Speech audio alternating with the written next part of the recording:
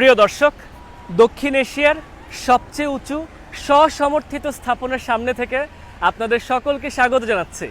আমার পিছে যে বিশাল উঁচু স্থাপনাটা দেখা যাচ্ছে, এটা শ্রীলঙ্কার রাজধানী কলম্বো শহরে সারা পৃথিবীর 19তম সর্বোচ্চ এ ধরনের টাওয়ার বলে বিবেচিত। আমাদের দক্ষিণ এশিয়াতে যে রাষ্ট্রগুলো আছে, ভারত, পাকিস্তান, নেপাল, ভুটান, বাংলাদেশ সহ আমাদের যে রাষ্ট্রগুলো, তাদের ভিতরে সবচেয়ে উঁচু স্বসমর্থিত স্থাপনা বলে বিবেচিত। 1150 ফুট উচ্চতায় রয়ে গেছে এই দালানটা, এবং আজকের এই ভিডিওতে আমি আপনাদেরকে এই দালানের ওপরতলায় নিয়ে যাচ্ছি। আমাদের হাতে এক একটা টিকিট ধরা আছে, আমেরিকান ডলার 20 করে পড়ছে, অর্থাৎ $20 জনপ্রতি খরচে আমরা এক একজন উঠছি। এটাই হচ্ছে টিকিট কাউন্টার। এখান থেকে আমরা টিকিটটাকে কেটেছি। আসেন, আমরা উপরের দিকে প্রবেশ করার আগে বাইরের পরিবেশটা একটু দেখে নেই। এই বিশাল উঁচু স্থাপনার সামনে আমরা এখানে ফোয়ারা সজ্জিত অঞ্চল দেখতে পাচ্ছি। এই জায়গায় দাঁড়িয়ে দাঁড়িয়ে ছবি তুলতে খুব চমৎকার লাগে। আমরা আসেন এই পথ দিয়ে হেঁটে ওপরের দিকে উঠি। দর্শক, ভেতরে প্রবেশ করতে করতে বলি, আমি যেবার শ্রীলঙ্কা বেড়াতে আসছি, আমি এসেছি কিন্তু ফ্লাইট এক্সপার্টের মাধ্যমে, অর্থাৎ www.flightexpert.com এই ওয়েবসাইটে প্রবেশ করে আপনারা আমার মতন কিন্তু শ্রীলঙ্কা ভ্রমণের জন্য ভিসার সুযোগ নিতে পারবেন, ফ্লাইট বুক করতে পারছেন, হোটেল রিজার্ভেশন করতে পারছেন।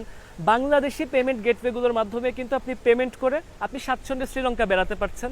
যেমন আমি বেড়াচ্ছি, আমার সঙ্গে আছে হচ্ছে রবিউল পর্যন্ত বেড়াচ্ছে। আমাদের খুব সাশ্রয়ী খরচে আমরা তাদের মাধ্যমে টিকিট কাটতে পেরেছি। এই যে এই মুহূর্তে আমি চলে এসেছি এই টাওয়ারটার নিচে, দেখেন নিচ থেকে দেখতে কেমন লাগছে, বিশাল উঁচু। ঠিক এই যে এই গেটটা আমাদের এখন ব্যাগগুলোকে স্ক্যানিং করা হবে, তারপর আমরা ভেতরের দিকে যাচ্ছি। মাত্র পিছের ওই গেট দিয়ে ব্যাগট্যাগ স্ক্যান করিয়ে ভেতরের দিকে প্রবেশ করলাম, এবং প্রবেশ করে দেখতে পাচ্ছি একটা লবি চত্বর। যে লবি চত্বরে একটা বিশাল স্ক্রিন আমাদেরকে স্বাগত জানাচ্ছে। তার পাশ দিয়ে ছোট করে তথ্য লেখা আছে, south Asia's tallest tower at 356 metre, অর্থাৎ 1168 ফুট উচ্চতায় এই টাওয়ারটা পৌঁছে গেছে, অর্থাৎ 1150 ফুটেরও কিছুটা বেশি। এই সোজা বরাবর ভেতরের দিকে প্রবেশ করতে হবে। তার আগে দেখছি এখানে ডিলাক্স সুইটস আছে, আর অবজারভেশন ডেকটা এখানে। এই যে 800 ফুটের কাছাকাছি উচ্চতায় আমরা এখানটাতে যাচ্ছি। এই মুহূর্তে আমরা লিফটে চড়ে একদম উপরে এই টাওয়ারের অবজারভেশন ডেকের দিকে যাচ্ছি। দর্শক, আমরা লিফটে চড়ে এখন উপরে 29 তলায় এসে পৌঁছেছি। ঠিক যেই অবজারভেশন ডেকে এসে পৌঁছালাম, এটার মূল উচ্চতা আছে 800 ফুটের চেয়েও কিছুটা বেশি। এখানে প্রচুর পরিমাণে মানুষজন ওপর থেকে শহরের দৃশ্য দেখছে। যেমন দেখেন, এক একটা অবকাঠামোর ছবি ছাপানো আছে, এবং সেসব অবকাঠামোকে আমরা এখান থেকে দূরে দূরে দেখতে পাচ্ছি। যে একটা স্টেডিয়ামের কথা বলা হচ্ছে, ওই দূরে সামনে বরাবর আমরা একটা স্টেডিয়ামকে কিন্তু দেখতে পাচ্ছি। ওপর থেকে শ্রীলঙ্কার রাজধানী কলম্বো শহরকে দেখতে চমৎকার সুন্দর লাগছে। আমি আপনাদেরকে এই অবকাঠামোটা সম্পর্কে একটু বলি। দেখেন, এই পুরো যে টাওয়ারটা, এই টাওয়ারটার একদম উপরের যে ভাগটা অ্যান্টেনা সহ, এটাই হচ্ছে 1150 ফুটেরও কিছু বেশি উচ্চতায় পৌঁছে গেছে। এই টাওয়ারটাকে প্রায় $100 মিলিয়ন চেয়েও কিছুটা অর্থ বেশি খরচ করে প্রস্তুত করা হয়েছে। 2019 সালে নির্মিত হয়ে 2022 সালে এই টাওয়ারটা সাধারণ মানুষের জন্য কিন্তু খুলে দেওয়া হয়েছে। এখনও যেখানটাতে এসে পৌঁছালাম, আমি যদি এখান থেকে একটু দেখাই আপনাদেরকে, ওই সামনে নিচের দিক দিয়ে কিন্তু ট্রেন চলছে। কলম্বো শহরে ট্রেনের চমৎকার যাতায়াত আছে। এই শহরটার মোটামুটি একটা প্রাকৃতিক পরিবেশ দেখা যায়। তার মাঝে দিয়ে যে কৃত্রিমতায় তৈরি করা হয়েছে, এই শহরটা কিন্তু চমৎকার সুন্দরী শহর হিসেবে এশিয়া মহাদেশের মানচিত্রে রয়ে গেছে। এই কলম্বো শহরটা, যেটা প্রায় 37 বর্গ কিলোমিটার জুড়ে এটার কেন্দ্রীয় অঞ্চলটা আছে, এই শহরটাকে যখন সামগ্রিকভাবে গ্রেটার কলম্বো হিসাব করা হচ্ছে বা মেট্রোপলিটন কলম্বো শহর, এটা 3000 বর্গ কিলোমিটারের চেয়েও বেশি আয়তন জুড়ে আমাদের ঢাকা শহরেরও যে ঢাকা মেট্রোপলিটন এলাকাটাকে বলা হয়ে থাকে, তার চেয়েও অনেকটা বড় আয়তন জুড়ে কিন্তু এই শহরটা আছে।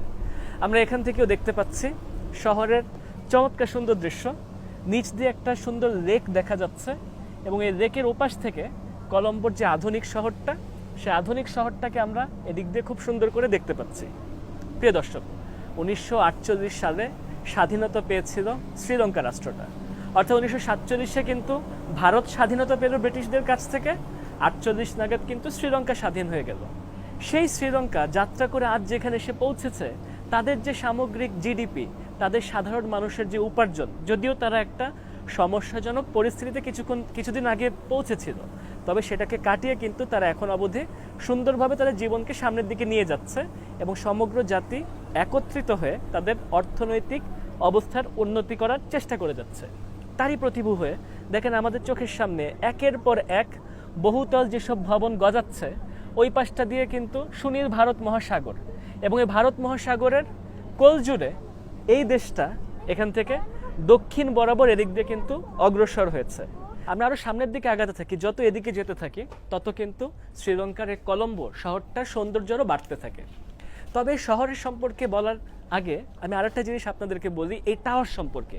এই টাওয়ারটা, যেটা বাংলাদেশি টাকায় যদি আমরা হিসাব করি 1000 কোটি টাকারও কিছু বেশি খরচ করে তৈরি করা হয়েছে, সেই টাওয়ারের কিন্তু 29টা মূল তলা আছে, তার ভিতরে আমরা 29তম তলায় আছি।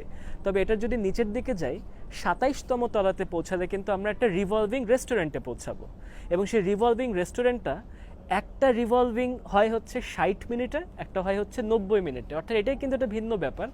60 মিনিট ধরেও যেরকম রেস্টুরেন্টে একবার চক্কর দেয়, আবার 90 মিনিট লাগিয়েও কিন্তু রেস্টুরেন্টে একবার চক্কর দিচ্ছে। এবং আমি ধারণা করছি এগুলা হয়তো আলোকসজ্জার কাজ হিসেবে হয়তো ব্যবহার হয়ে থাকতেও পারে।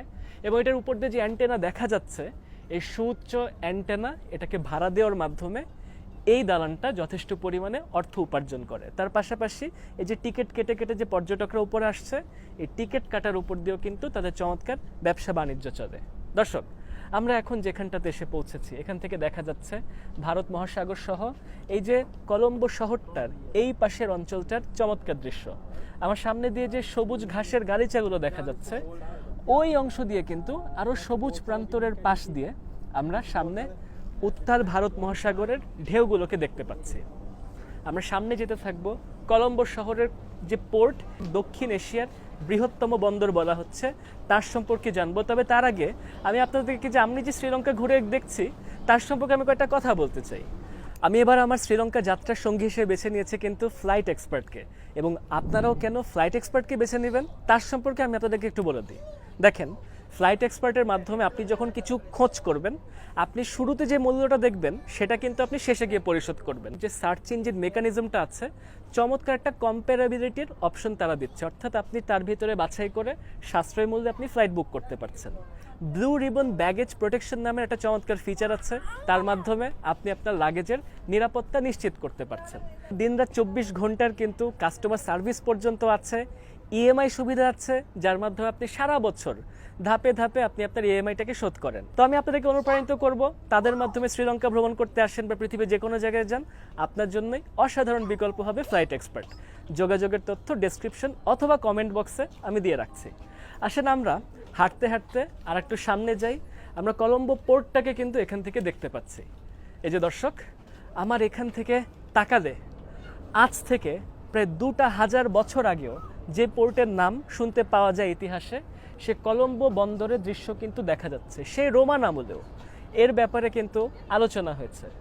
শ্রীলঙ্কার রাজধানী কলম্বো শহরের এই বন্দরটাতে ধাপে ধাপে আরব বণিকরা কিন্তু এসেছিল, তারা এটার উন্নয়ন সাধন করেছেন।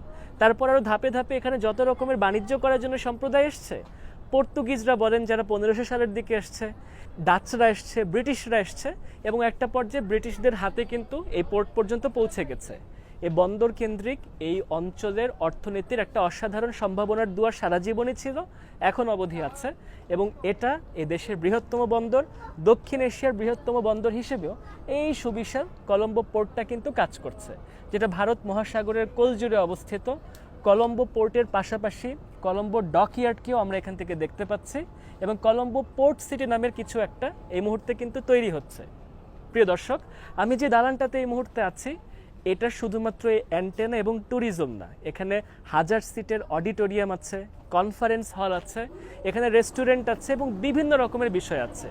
যে রেস্টুরেন্টটা আছে সেই রেস্টুরেন্টটাতে কিন্তু আমি শুনেছি 6000 9000 এরকম কিছু অর্থের খরচ হতে পারে, শ্রীলঙ্কান রুপিতে বলছি। তার মাধ্যমে আপনি এখানে হয়তো সকালে নাস্তা বলেন, দুপুরে লাঞ্চ বলেন বা ডিনার বলেন, কি জানি তাদের সুযোগ সুবিধা আছে। আমরা আপনাদের সঙ্গে কথা বলতে বলতে টাওয়ারের আশপাশ দিয়ে ঘুরে ফেলেছি এবং ঘুরে একটা কোণে এসে এই ভিডিওটাকে শেষ করার জন্য প্রস্তুতি নিচ্ছি। প্রিয় দর্শক, আমরা এই মুহূর্তে পৃথিবীর 52তম উচ্চতম অবজারভেশন ডেকে দাঁড়িয়ে, অর্থাৎ পুরো টাওয়ারটা 19তম হলে উচ্চতার দিক থেকে আমরা অবজারভেশন ডেকটা কিন্তু 52তমতে আছি।